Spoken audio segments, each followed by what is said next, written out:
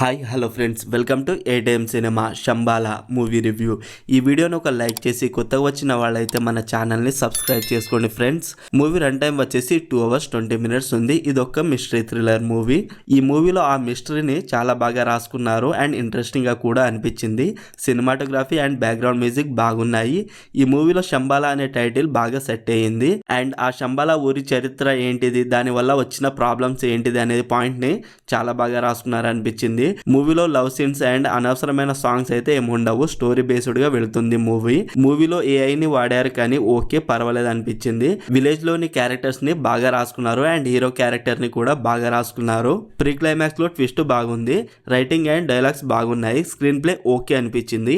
Basic story line ఏంటంటే శంబాలా అనే ఊరిలో ఒక ఉల్క పడుతుంది. పడినప్పటి నుండి శంబాలా అనే ఊరిలో వింత వింతగా జరుగుతూ ఉంటాయి. ఆ ఉల్కపై పరిశోధించడానికి మన హీరో వస్తాడు. తర్వాత ఆ ఊరిలో ఏం జరిగింది, చివరికి ఏమైంది అనేదే బేసిక్ స్టోరీ లైన్. నేను స్పాయిలర్స్ ఏం ఇవ్వట్లేదు, ఇంకా స్టోరీ ఉంది.